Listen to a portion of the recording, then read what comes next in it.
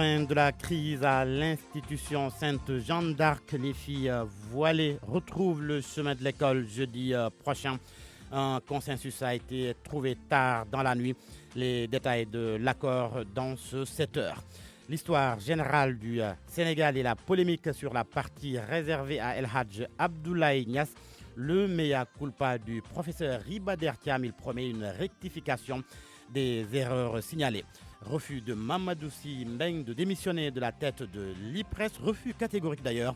Le patron de l'institution de prévoyance retraite brandit son bilan et dément toute crise. C'est bien qui finit bien. La direction de l'institution Sainte-Jeanne d'Arc et les parents des filles voilées ont trouvé un consensus.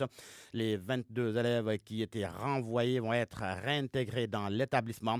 C'est tard dans la nuit qu'un accord a été trouvé au ministère de l'Éducation nationale. Les détails avec vous, Ndate Diop. Fin de l'épilogue. Les filles voilées de l'institution Sainte-Jeanne d'Arc au nombre de 22 vont reprendre le chemin de l'école jeudi prochain, 19 septembre. C'est hier, dans la nuit, que le ministère de l'Éducation nationale et l'administration ont réussi à accorder leur violon. Un consensus pour préserver la paix, la cohésion sociale et l'intérêt général des élèves, relève un communiqué du ministère. Ainsi, pour l'année scolaire 2019-2020, les 22 élèves concernés vont devoir porter l'uniforme assorti d'un foulard de dimension convenable fourni par l'administration. Un voile qui ne va nullement obstruer la tenue selon les termes de l'accord. Et pour une bonne communication, les parents d'élèves vont être reçus individuellement par la direction de l'administration en présence de l'inspection d'académie. Cela dans le souci de veiller au respect par les élèves des conditions définies. Ndate Diop, on parle de la rédaction de l'histoire générale du Sénégal. Le professeur Iba Der Thiam reconnaît des erreurs dans la partie réservée à la famille Niassène. Le coordinateur du comité de pilotage du projet Histoire générale du Sénégal des origines à nos jours promet des rectifications. Famadion. El Hadj Abdoulaye Niass appartient à l'école de Maodo. C'est le passage qui a irrité la famille niassène en tissu de contre-vérité. Selon le porte-parole de la Hadra Ibrahimiya, Cheikh Mohamedou Mahi Cissé.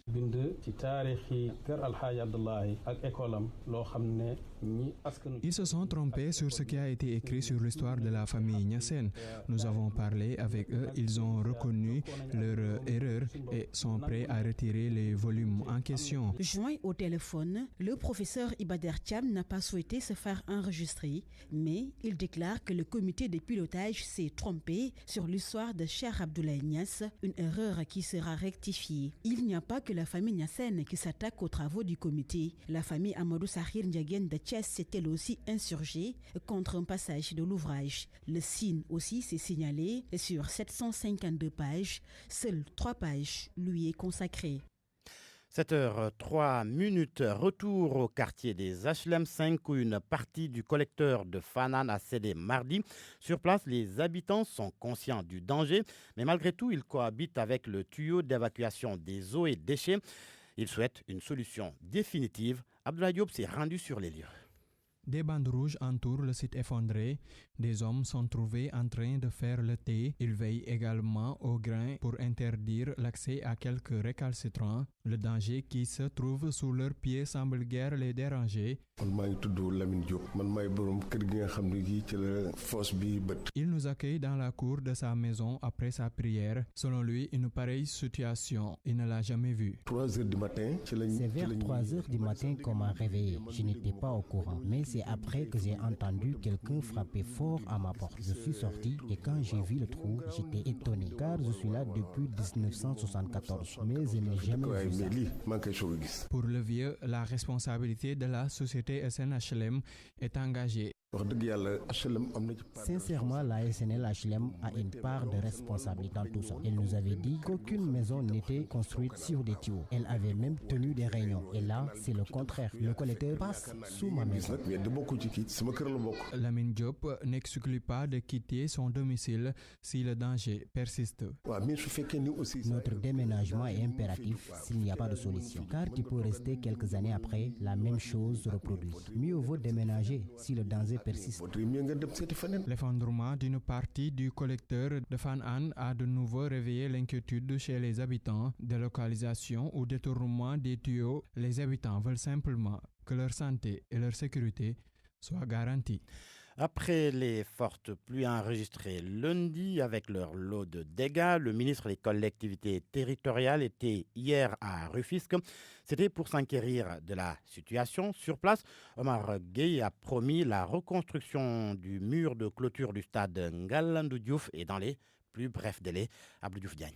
C'est au niveau du tunnel des HLM que la visite a débuté. Après constat, le maire de Rufisque Nord semble minimiser les dégâts. Mam Oumar Mané. C'est les gens qui parlent et ils ne maîtrisent pas la situation et ils ne sortent pas. Mais c'est le développement qui est comme ça. C'est un problème normal, mais on le maîtrise et on le gère de concert avec ceux qui mettent en œuvre cet ouvrage. Oumar Gueye embouche la même trompette et se dit surpris par les images qui tournent en boucle sur les réseaux sociaux. Qu'en venant ici, personnellement, je pensais qu'on allait trouver beaucoup d'eau sous ce pont-là, eu égard à ce qui est en train de se voir en boucle à travers les télévisions, à travers les sites, etc. J'ai été agréablement surpris. En ce qui concerne la partie du mur du stade Ngalandou Diouf qui s'est effondré, les travaux de réfection vont bientôt démarrer, rassure le ministre des collectivités territoriales. Le chantier est ouvert. Un chantier ouvert, c'est la présence de l'entreprise. L'entreprise est là, l'AGETIP est là. Le chantier est ouvert et va respecter toutes les procédures pour pouvoir avoir un mur en toute sécurité.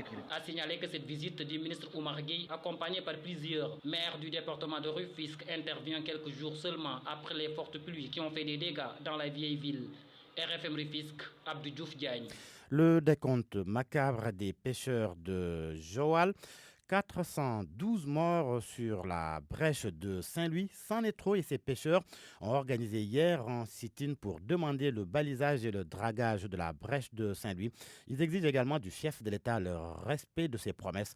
Abdourahmane Diallo. Depuis la réélection de Macky Sall, les pêcheurs attendent toujours les travaux sur la brèche de Saint-Louis. Ils demandent au chef de l'État de respecter sa promesse. Ahmed Ouad, porte-parole de Joal Pêche. Le constat est amer. Depuis les élections de 2019, le président nous avait promis de draguer l'embouchure et de faire des balisages. Mais jusqu'à présent, rien n'est fait à Saint-Louis. Donc nous voulons que les promesses s'arrêtent et que les actions soient faites. Ces pêcheurs rappellent que plusieurs personnes ont perdu la vie sur cette brèche. On a calculé 20 morts dans l'année. Ce n'est pas un problème de Saint-Louis seulement. Ce n'est pas un problème du Sénégal, mais c'est un problème international. Je suis désolé parce qu'il y a des Béninois qui vont en mer à Saint-Louis. Il y a des Burkinabés, il y a des Guinéens. Donc c'est un problème qui est crucial. De grâce, les milliards qu'on injecte dans les autres secteurs qui n'ont pas de rendement, qu'ils fassent ça dans le secteur de la pêche. Cette situation inquiète aussi les épouses des pêcheurs de Saint-Louis. Ndeye Famassar.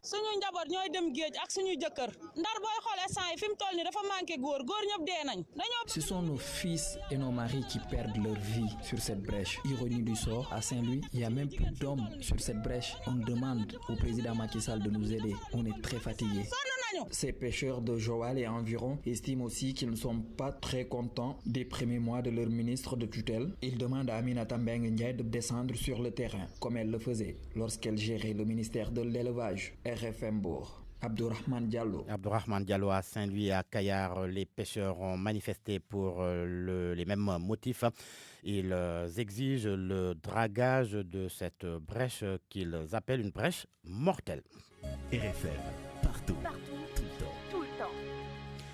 L'IPRES a recouvré plus de 60 milliards de francs CFA depuis 2014, selon son directeur général. Mamadou Sy Mbengue se dit d'ailleurs être choqué d'entendre que l'institution est en crise et à propos de sa démission demandée par certains retraités. Le directeur général de l'institution de prévoyance retraite dit non.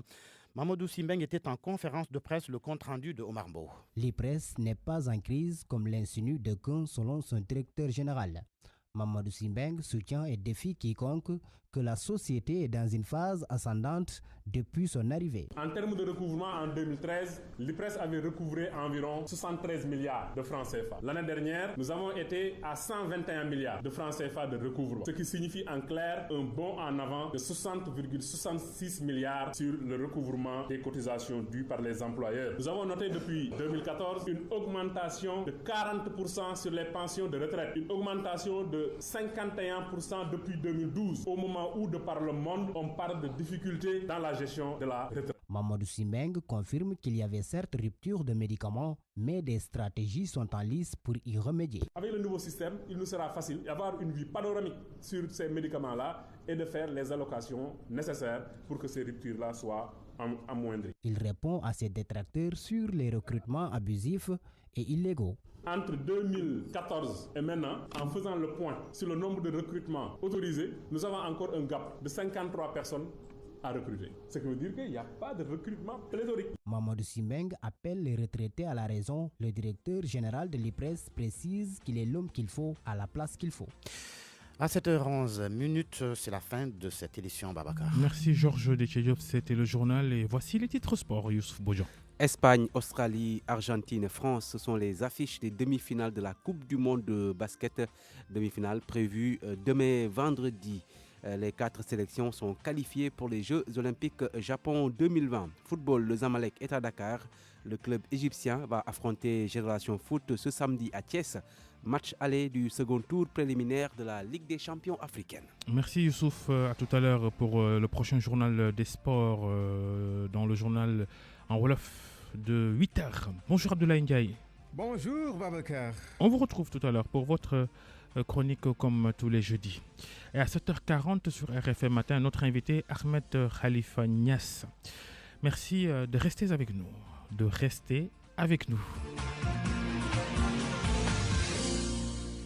Il est 7h12 et bon début de journée à tous. Tout de suite, la culture Anna Rocha et de la musique. Bonjour à tous. Non au musellement des artistes, l'Association des métiers de la musique du Sénégal apporte son soutien à MC Beladio. L'artiste originaire de Kolda a reçu une citation à comparaître au tribunal après avoir sorti un single contre les enseignants. Daniel Gomez est le président de l'AMS. Il est au micro de Hadji Magendiaye. Mamadou Diaw, dit MC Beladio, artiste musicien de Kolda, a eu le courage le mois dernier de dénoncer ses agissements dans une de ses œuvres musicales. Il met en scène dans sa musique le cas d'une élève séduite par son enseignant et en appelle à plus de responsabilité des uns et des autres pour endiguer ce fléau. MC Beladio est finalement cité à comparaître comme prévenu le 18 septembre prochain devant le tribunal de grande instance de Kolda pour répondre des délits de diffamation et injures. L'AMS et ses partenaires se solidarisent pour dénoncer cet état de fait. Nous en appelons aux autorités, aux acteurs culturels, aux populations pour mettre tout en œuvre que cesse cet acharnement sur l'artiste MC Beladio. Je vous emmène maintenant à la découverte de 3 jeunes rappeurs de Richard Toll réunis au sein du groupe B-Position créé en 2009. Ces 3 amis d'enfance ambitionnent de se produire sur l'international. Leur premier maxi est attendu au mois de décembre. Mamadou Diagne à Richard Toll. Nyak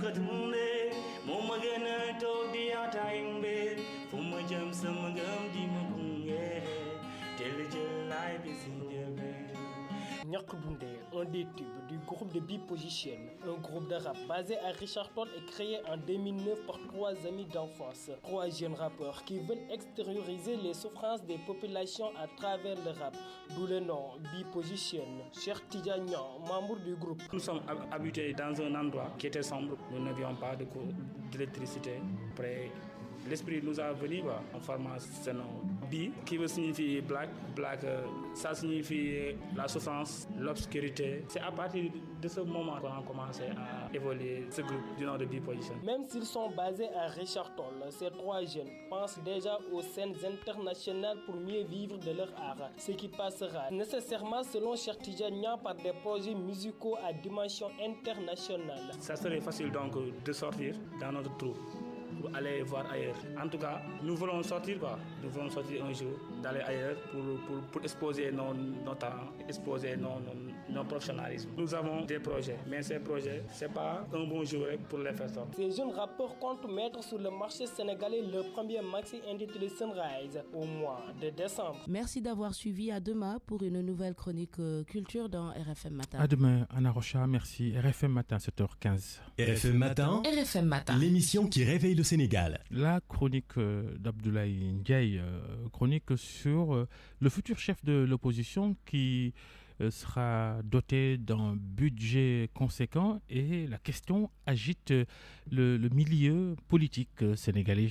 C'est comme si, en effet, au vu des rumeurs qui circulent, on voulait réduire le statut de chef de l'opposition aux seuls avantages financiers conséquents aux importants moyens matériels qu'il pourrait procurer. Le risque serait alors d'en faire une nouvelle institution, une de plus budgétivore. Ce serait non seulement réducteur pour la fonction, mais irrespectueux pour des populations faisant face à des besoins sociaux pour lesquels l'État est interpellé. Mieux, en inscrivant le principe de reconnaissance d'un chef de l'opposition dans notre loi fondamentale révisée, il ne devait s'agir que d'un souci de moderniser notre vie nationale, d'y amorcer un espace de dialogue entre pouvoir et opposition. On introduirait ainsi, dans nos mœurs politiques, une culture démocratique dans la pure tradition anglo-saxonne, celle qui fait d'un premier opposant dans un système républicain l'interlocuteur privilégié des tenants du pouvoir. Il a une place dans l'ordre protocolaire d'État, peut être reçu à chaque fois que nécessaire par les autorités associées à la réflexion autour des grands sujets d'intérêt national. Qu'un tel personnage reçoive des fonds de fonctionnement, prélever des ressources publiques dans les limites du raisonnable, c'est de l'ordre du normal. Ce qui ne serait pas normal, c'est de voir ces fonds apparaître comme une instrumentalisation, une tentation à la nomadisation politique ou simplement le moyen de s'aborder une opposition nationale par la stratégie de la division. Surtout que pour ce qui est du statut d'opposant, notre pays semble bien en retard par rapport à certains autres de la sous-région. Au Mali, le chef de la minorité reconnu à l'Assemblée, à rang de vice-président, jouit de prérogatives, dont celle de présenter un rapport parfois très critique au président de la République sur le respect ou la violation des attributs de l'opposition parlementaire. En Guinée, c'est ce même principe qui fonde le statut du chef de l'opposition. Il peut être consulté et vient après les institutions républicaines au plan protocolaire. Aussi dans notre pays, s'y est inscrite dans notre constitution la garantie de l'opposition de s'acquitter de sa mission, de ses devoirs, de ses droits et ceux d'un chef. Ne sommes-nous pas jusqu'ici restés au niveau de considération générale? Entendre le président Sall dans un entretien dire attendre que son opposition soit prête pour avancer dans ce domaine, serait-ce une façon de retarder la reconnaissance d'un leader ou manquer de critères politiques objectifs qui en déterminent le profil? Nous pensons in fine que c'est là une particularité sénégalaise, qui est de projeter toute grande décision à prendre, tout changement majeur, dans des débats interminables. Ils sont, ces débats, généralement caractérisés par des tonalités de haine, de suspicion, bref, d'adversité sans commune mesure entre acteurs. Il reste à souhaiter que la question soit tranchée par l'actuel dialogue politique aux allures intermittentes. Abdoulaye Ndiaye, merci pour cette chronique. Merci d'écouter RFM Matin, la revue de presse. C'est maintenant, c'est Mohamed Ali Mouba. Rebonjour Ali Mou. Rebonjour Babacar, bonjour à tous. Retour précipité du président Macky Sall au Sénégal, parti au Brazzaville, plutôt au Congo, à Brazza, pour participer à la 5e édition du Forum Investir en Afrique avant de rejoindre, comme le stipule son agenda, Ouagadougou le 14 septembre pour participer au sommet extraordinaire de la CEDEAO sur le terrorisme. Le chef de l'État écoute son séjour et rappelle que sur Dakar, le journal Vox Populi constate que les inondations et le voile de Jeanne d'Arc sont passés par là. Rentrée de Brazza en urgence hier nuit, Macky Sall convoque un conseil des ministres spécial ce jeudi à 11h. Le journal Les Échos se demande a-t-il annulé cette étape du voyage ou va-t-il régler des problèmes d'intendance du pays avant de repartir? Ensuite, le journal Libé répond que le président Sall n'est pas content de la gestion catastrophique des inondations et il faudra s'attendre à des mesures fortes. Le journal L'Observateur ajoute que sur la crise de Jeanne d'Arc, Macky Sall suivait de très près le dossier et il devait trancher dès ce jeudi matin. C'est son ministre de l'Éducation nationale qui a réussi à trouver un accord avec la direction de l'école. Réintégration des élèves dès ce jeudi. En contrepartie, ces dernières s'engagent à enfiler la tenue de l'école assortie du fameux foulard. Sur cette affaire, donc, l'Observateur indique que l'institution Sainte-Jeanne d'Arc recule. L'administration marche arrière, mais selon le confrère, l'administration a reculé sur le voile pour mieux s'accrocher sur le comportement des élèves incriminés. Celles-ci, à cause de leur voile, refuseraient de mettre certaines tenues de sport et de s'asseoir aux côtés des garçons, de leur serrer la main. Tels sont les points sur lesquels un consensus devrait donc être trouvé avec les parents sur le règlement intérieur. Mais le confrère note que cet accord de minuit soulève toutefois des interrogations. Quelles seront les dimensions convenables du foulard fourni par l'établissement? Que signifie réellement aux yeux de la direction un foulard qui n'obstrue pas la tenue? L'accord porte-t-il sur une année académique? Les familles des filles voilées ont-elles été associées aux négociations?